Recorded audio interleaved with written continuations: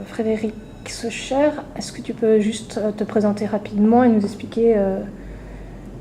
pourquoi tu as accepté d'être membre du jury?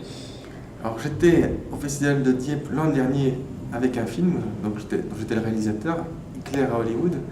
et donc j'avais pu déjà apprécier le festival, parce que comme dans tous les bons festivals, il y a à la fois les films, et évidemment la programmation est importante, mais il y a aussi tout ce qu'il y a autour de la programmation. Et donc dans le Festival de Dieppe, il y a les débats après les films, donc ça c'est important pour que les réalisateurs ou les producteurs puissent parler avec la salle, mais il y a aussi des débats professionnels, et donc il y avait déjà l'an dernier toute une série de débats autour de thèmes comme sur le scénario ou sur la diffusion des films en salle, et ça s'est poursuivi cette année, et donc j'étais très heureux de pouvoir revenir cette année comme membre du jury, et donc d'assister à la nouvelle programmation, et aussi de participer à un débat sur la direction d'acteurs, par exemple, qui vient d'avoir lieu. Ok, et donc là c'est bon, tu as vu tous les films, vous avez délibéré. Quelle serait la tendance générale qui ressort de vos délibérations? Avant de répondre à ta question, il y a autre chose que j'avais envie de dire, c'est que quand on parle de rencontres, le festival comme lieu de rencontre, c'est le festival des rencontres entre les films et le public dieppois. Alors, le public dieppois qui est dans les salles au festival, c'est à la fois les gens de Dieppe ou de la région, c'est aussi les professionnels, puisqu'il y a évidemment tous les gens qui viennent avec leurs films, et aussi au-delà. Et donc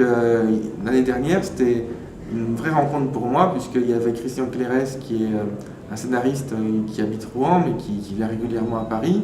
et on s'était jamais rencontrés jusqu'alors. Et donc dans un débat qu'il y avait sur justement le rapport entre scénario et réalisateur, il est intervenu pour dire que c'était dommage que quand un scénariste avait une idée qu'il ne pouvait pas aller voir un réalisateur, que ce n'était pas la tradition en France. Et j'étais intrigué par son intervention. Je lui ai demandé après le débat, c'est quoi ce projet dont tu parles? Et donc il a accepté de me l'envoyer, et j'ai eu un coup de foudre pour ce projet, et donc depuis lors on travaille ensemble. Ah ouais, c'est une belle histoire ça. Donc voilà, quelque chose de concret, un exemple qui fait que les rencontres peuvent, à un festival comme Dieppe, aboutir en tout cas des projets qui naissent. Si le film se fait, ce que j'espère, en tout cas on pourra dire qu'il sera né à Dieppe. Alors pour la programmation, donc j'ai vu tous les films évidemment en compétition, et donc ce qui se dégage, c'est d'abord le choix éditorial d'avoir des films qui viennent de beaucoup de pays différents,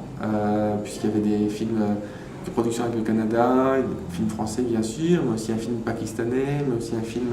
qui se passe en Égypte, un autre au Maroc,